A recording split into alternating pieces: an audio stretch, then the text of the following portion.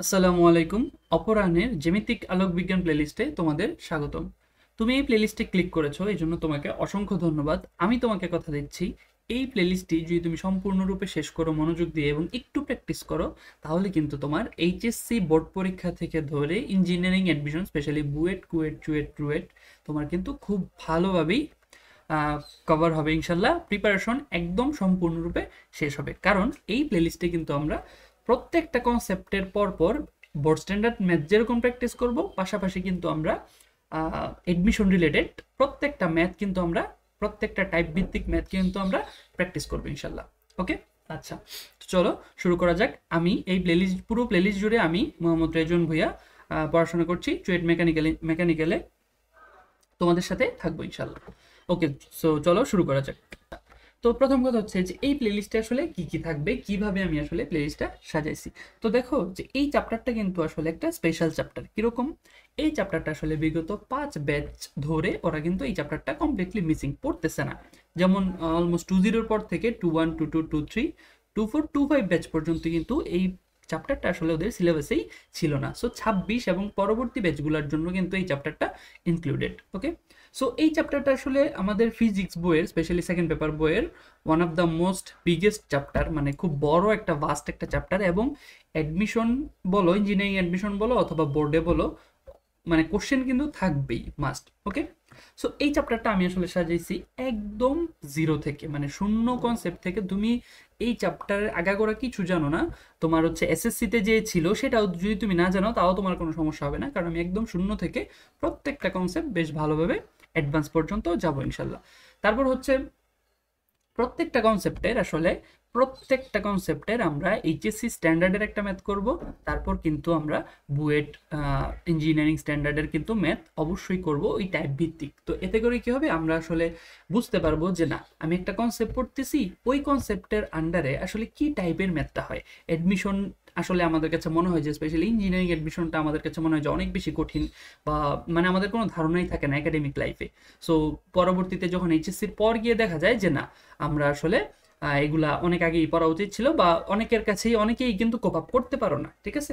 So academic life থেকেই তুমি যেন ধাঁচটা বুঝতে পারো যে না, আমার কোন স্ট্যান্ডার্ডের কোশ্চেনগুলো হবে, আমি পারবো কিনা এইচএসসির, বা একটা কনসেপ্ট পড়াশোনা করার পর আমি ওই ম্যাথগুলো সলভ করার জন্য কেপেবল কিনা, এটা তুমি কিন্তু খুব ভালোভাবে বুঝতে পারবা। এবং ইনশাল্লাহ এই প্লেলিস্টে প্রত্যেকটা টাইপ, ইঞ্জিনিয়ারিং স্ট্যান্ডার্ড প্রত্যেকটা টাইপই তোমার কমপ্লিট হবে ইনশাল্লাহ। ওকে, আচ্ছা, তারপর আমাদের অনেকের কাছে মনে হতে পারে যে ইঞ্জিনিয়ারিং এডমিশনটা অনেক কঠিন, কিন্তু না, এই প্লেলিস্টটা তুমি করো অন্তত এই চ্যাপ্টারের জন্য, তোমার কাছে ইঞ্জিনিয়ারিং এডমিশনের যেই কোশ্চেনগুলো আছে এগুলো একদম পানি লাগবে। ওকে, আচ্ছা, তারপর সেই যে এই চ্যাপ্টার আসলে কেন পড়বো। তো আমরা আসলে ফিজিক্স বলো, ম্যাথ বলো, সায়েন্সে পড়লে যে আমরা প্রায়শই নিজেদের বন্ধুদের মধ্যেও কথা বলি, আমরা আসলে মানে প্রায়শই বলে থাকি যে এই চ্যাপ্টারটা আমরা কেন পড়বো, বুঝতে পারি না বা রিলেট করতে পারি না যে এটা আসলে আমাদের কি কাজে লাগবে। এত এত সূত্র মুখস্থ করতেছি, ফর্মুলা মুখস্থ করতেছি, এগুলো আসলে খুবই কাজে লাগবে। তো ঠিক আছে, যে এই জন্য প্রত্যেকটা চ্যাপ্টার পড়ার আগে অন্তত মিনিমাম নলেজটুকু থাকা উচিত যে এই চ্যাপ্টারটা আসলে রিয়েল লাইফ অ্যাপ্লিকেশনটা কি, বা ইন ফিউচার এটা আসলে ইঞ্জিনিয়ারিং সেক্টরে বা কোথাও না কোথাও বাস্তব জীবনে কিভাবে আসলে দরকার বা প্রয়োজন, সেটা কিন্তু বুঝলেই চ্যাপ্টারটার প্রতি তোমাদের আগ্রহটা বেড়ে যাবে। তখন কিন্তু ওই যে পড়াশোনাটা কিন্তু আরেকটু আনন্দময় হবে। তো ঠিক আছে, চলো জেনে নেই ছোট্ট করে যে এই চ্যাপ্টারটা আসলে কেন করব। প্রথম কথা হচ্ছে, অ্যাজ এ স্টুডেন্ট এই চ্যাপ্টারটা তোমার এইচএসসি এবং অ্যাডমিশনের জন্য খুবই গুরুত্বপূর্ণ, এই জন্য তোমাকে পড়তে হবে। এবার আসি বাস্তব অ্যাপ্লিকেশনে। দেখো যে জ্যামিতিক আলোক বিজ্ঞান নামের সাথে কিন্তু মিল আছে, যে আলো, আলো কিন্তু আমাদের মানে রিয়েল লাইফ অ্যাপ্লিকেশন কিন্তু হিউজ। যেমন ধরো ক্যামেরা ছাড়া কি বর্তমান দুনিয়া কল্পনা করা যায়? তারপর হচ্ছে চশমা, তারপর আদার্স অনেক আলো রিলেটেড যা কিছু আছে সব কিছু কিন্তু আমাদের যে ফান্ডামেন্টাল নলেজটা বা যে ভিত্তিটা, আলোর যে ধর্ম, তারপর হচ্ছে আলো রিলেটেড যে ভিত্তিটা, ওইটা কিন্তু আমাদের এই চ্যাপ্টারে সেট করে দেওয়া হবে। এরপর আমরা যখন ফার্দার স্টাডিতে যাব, আমরা যখন ইঞ্জিনিয়ারিং পড়াশোনা করব, তখন কিন্তু আমাদের এই ফান্ডামেন্টালগুলো খুব বেশি কাজে লাগবে। দ্যাটস ওয়াই আমরা এই চ্যাপ্টারটা খুব ভালোভাবে আমাদেরকে এই এইচএসসি লাইফে শিখে যেতে হবে। ওকে, সো এই ছিল আসলে যে এই চ্যাপ্টারটা আসলে কেন পড়বো। এইবার আসলে আসি যে একটা চ্যাপ্টার, স্পেশালি এই চ্যাপ্টারটা আসলে কিভাবে পড়লে তোমাদের এইচএসসি থেকে একদম বুয়েট অ্যাডমিশন অথবা ইঞ্জিনিয়ারিং অ্যাডমিশন পর্যন্ত কমপ্লিটলি প্রিপারেশনটা কমপ্লিট হবে, তা একটু দেখে নাও। কারণ আলটিমেটলি আমরা আসলে প্রিপারেশনটা নেই এইচএসসির জন্য, কিন্তু দেখা গেল আর একটু সামান্য একটু এফোর্ট দিলে কিন্তু প্রিপারেশনটা ফুল কমপ্লিট হয়ে যায়। সো ওই সামান্য কাজটা করার অভাবে কিন্তু আমরা আসলে অনেকের থেকেই পিছিয়ে যাই, ঠিক আছে। আচ্ছা, তো প্রথম কথা হচ্ছে, যেহেতু তুমি এই প্লেলিস্টে ক্লিক করছো, তোমাকে আমি অনুরোধ করবো পুরো প্লেলিস্টটা তুমি সুন্দর মতো শেষ করবা, এবং অবশ্যই তোমাকে নিজের মতো একটা নোট করতে হবে। কারণ দেখো ভাইয়া, পরীক্ষার আগে আমরা মাত্র সময় পাই একদিন বা 2 দিন, 2 দিনে 8টা 10টা চ্যাপ্টার আমাদের পড়তে হয়। সো অবশ্যই তোমার একটা রিভিশন ম্যাটেরিয়াল টাইপের একটা নোট থাকবে, যেই নোটে ছোট ছোট ফর্মুলা, ছোট ছোট ডেরিভেশন, ছোট ছোট টাইপ ভিত্তিক ম্যাথ এগুলো থাকবে এনাফ। এটা তুমি তোমার মতো করবা, কোনো সমস্যা নেই। আচ্ছা, তারপর হচ্ছে আমির স্যারের, অনেকের কাছে হয়তো শাহজাহান তপন বই আছে, তবে আমি পার্সোনালি প্রেফার করি ইঞ্জিনিয়ারিং এডমিশনের জন্য আমির স্যারের বইটা খুবই ভালো। আমির স্যারের বইয়ের যে ম্যাথগুলো থাকে ওই ম্যাথগুলো আসলে খুবই ইফেক্টিভ হয়, ইভেন বেশিরভাগ এডমিশনে ম্যাথগুলো সরাসরি তুলে দেয়, ঠিক আছে।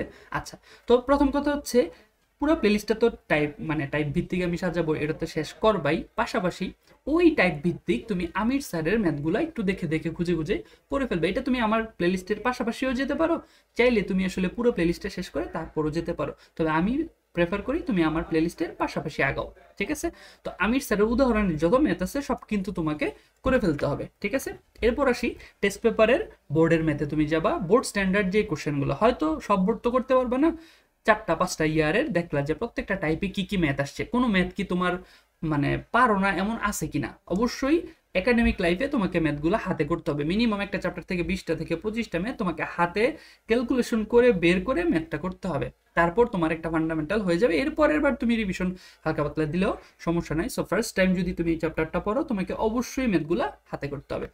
এরপর ভাইয়া ফাইনাল যেই কাজটা, সেইটা করার মাধ্যমে তুমি কিন্তু আসলে জাস্ট এই কাজটা করার মাধ্যমে কিন্তু তুমি অনেক বেশি অ্যাডভান্স স্টুডেন্টে পরিণত হবা, তোমার প্রিপারেশনটা কিন্তু অনেক বেশি গুছানো থাকবে, আগায়া থাকবে, ঠিক আছে। সেটা কি ভাইয়া, এই যে এই কাজটা এতটুকু পর্যন্ত যদি তুমি শেষ করো, এই যে এই কাজগুলো যদি তুমি শেষ করো, আলহামদুলিল্লাহ এনাফ, মোর দেন এনাফ এইচএসসিতে ভালো করার জন্য। পাশাপাশি অ্যাডমিশনেও ভালো করতে পারো, তবে অনেক কিছু তুমি বুঝবা না, তোমার কাছে ধোঁয়াশা থাকবে, ঠিক আছে। বাট তুমি জাস্ট একটা কাজ করবা, ইঞ্জিনিয়ারিং মেডিকেল ঢাবিতে কি টাইপের প্রশ্ন হইল, যে এই যে বিগত 10টা 5টা বছরে এই চ্যাপ্টার থেকে কি ধরনের কোশ্চেনটা হইলো, আমি একটু দেখি পারি কিনা, আমি একটু দেখি সলভ করতে পারি কিনা। তুমি যদি ওইটা একটু ট্রাই করো, অ্যাপ্রোচ করো, তাহলে কিন্তু তুমি আসলে খুব বেশি কনফিডেন্স পাবা যে না, আসলে আমি এই কনসেপ্টটা পড়ে কিন্তু আমি যে কোনো কোশ্চেন সলভ করতে পারি, সেটা আমি তোমাকে অবশ্যই দেখাবো। সো মাস্ট বি প্লেলিস্টের পরে তুমি ইঞ্জিনিয়ারিং কোশ্চেন ব্যাংক তোমার অবশ্যই থাকা উচিত। আর যারা মেডিকেলের জন্য বেশি ডেভিয়েটেড বা মানে ডেডিকেটেড বা যাই হোক না কেন, এই স্টেজে তুমি সবকিছুই দেখতে পারো যে কোনটা কোন স্ট্যান্ডার্ডের প্রশ্ন হয়। এই 3টা স্টাইলের প্রশ্ন কিন্তু তুমি দেখে রাখলে সব হয় যে করতে হবে তা না, বাট একটু চোখ বুলাও, মোর দেন এনাফ, মোর দেন এনাফ। আর ইঞ্জিনিয়ারিং ম্যাথগুলো একটু প্র্যাকটিস করলে ইনশাল্লাহ হয়ে যাবে, ওকে। আচ্ছা, তারপর আসি যে আমি একটু ছোট করে একটু এই ভিডিওতে বা এই ক্লাসে আসলে জাস্ট ইন্ট্রোডাকশনই থাকবে, আর কিছু না, ছোট করে একটু বলি যে জ্যামিতিক আলোক বিজ্ঞান আসলে কি, ঠিক আছে। তো প্রথমেই জ্যামিতিক আলোক বিজ্ঞান আসলে কোথা থেকে আসছে, আলোক বিজ্ঞান থেকে আসছে। তো আলোক বিজ্ঞান আসলে কি, আলোক বিজ্ঞান দেখো, আমরা আসলে ফিজিক্সের অনেক শাখা আছে, অনেক ছোট ছোট অনেক কিন্তু শাখা আছে, এই সব শাখা প্রশাখা মিলেই কিন্তু আমাদের এই ক্লাসিক্যাল ফিজিক্স বলো, মডার্ন ফিজিক্স বলো, সবকিছু, ঠিক আছে। আচ্ছা, তো আলোক বিজ্ঞান আসলে কি, ফিজিক্সের যে শাখায় আলো সংক্রান্ত যাবতীয় বিষয়াদি আলোচনা করা হয় ওইটাই কিন্তু আমাদের সিম্পলি আলোক বিজ্ঞান। এখন আলোক বিজ্ঞানের ভাইয়া কয়টা পার্ট, 2টা পার্ট। একটা হচ্ছে আমাদের এই আজকের পার্টটা, সেটা কি বলতো জ্যামিতিক, আরেকটা পার্ট হচ্ছে আমাদের পরের চ্যাপ্টারটাই মানে চ্যাপ্টার 7, সেটা কি বলতো ভৌত আলোক বিজ্ঞান। কি বলতো ভৌত আলোক বিজ্ঞান। তাহলে আজকে এই চ্যাপ্টারে আমরা পড়বো জ্যামিতিক আলোক বিজ্ঞান, এটা অনেক বেশি বড় এবং ইম্পর্টেন্ট। এরপরে খুব ছোট্ট একটা চ্যাপ্টার, খুব বেশি বড় না, ওইটা হচ্ছে আমাদের ভৌত আলোক বিজ্ঞান, ওকে। আচ্ছা, তো এই ছিল মোটামুটি প্রাথমিক আলোচনা। তুমি এই প্লেলিস্টটি শেষ করো ইনশাল্লাহ, তোমার প্রত্যেকটা কনসেপ্ট কিন্তু বুঝে বুঝে তুমি শেষ করো, ইনশাল্লাহ তোমার এডমিশন জার্নি পর্যন্ত কোনো ধরনের সমস্যা হবে না। সো পরবর্তী ক্লাসের জন্য আহ্বান রইল। আসসালামু আলাইকুম।